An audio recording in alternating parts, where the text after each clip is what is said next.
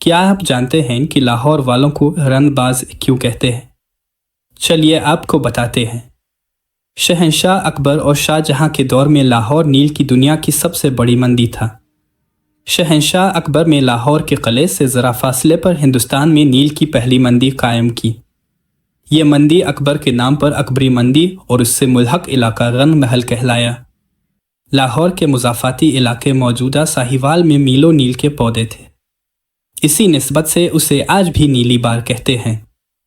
لوگ نیل کے پودوں کا عرق نکالتے، بڑی بڑی کڑاہیوں میں ڈال کر پکاتے، اس کا پاؤڈر اور ڈلیاں بنائی جاتی تھی، پھر ٹوکریوں اور بوریوں میں بھر کر اکبری منڈی پہنچ کر پھر یہ وہاں سے بمبے اور کولکتہ کے فرانسیسی اور اطالوی تاجر انہیں خرید لیتے۔ بحری جہازوں میں بھر کر یہ نیل اٹلی کے ساحلی شہر جنیوا پہنچ جاتا۔ جنیوا نامی شہر فرانسیسی شہر نیم کے قریب تھا۔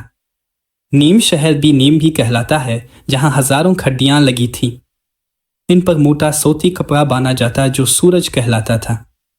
کپڑا بن کر پھر جنیوا پہنچتا، جہاں گورے اس پر لاہوری نیل کا رنگ چڑھاتے، کپڑا نیلا ہو جاتا تھا۔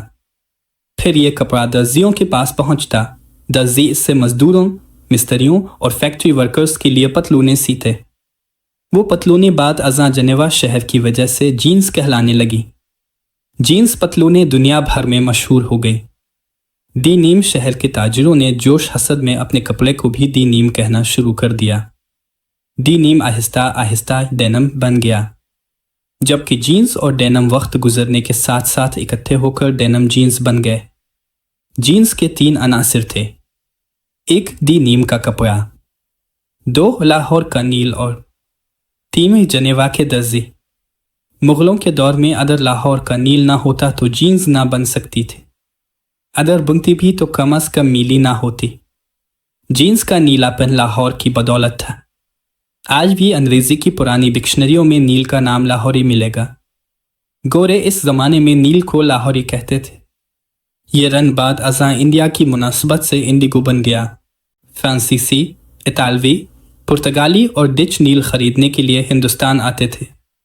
برطانوی افیون پینے کے لیے آتے تھے، مگر پھر پورا ہندوستان ہتھیا لیا۔ لیکن یہ بہت بعد کی باتیں ہیں۔ ابھی اس دور کی بات ہے جب نیل لاہور کی سب سے بڑی تجارت تھا۔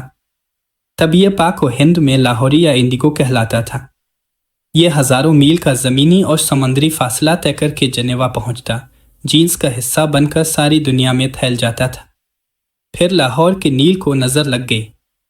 مغلوں نے نیل پر ٹیکس لگا دیا تو یورپ نے مصنوعی رنگ ایجاد کر لیے۔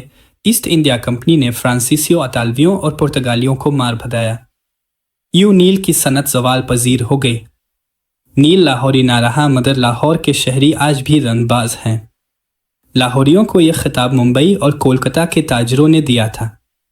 ہندوستان میں اس وقت فارسی زبان رائج تھی۔ فارسی میں کسی بھی پیشے سے وابستہ لوگوں کو باز کہا جاتا تھا، جیسے پتن بنانے والے پتن باز، کبوتر پالنے والوں کو کبوتر باز، اور اس مناسبت سے رن بیچنے والے رن باز ہو گئے۔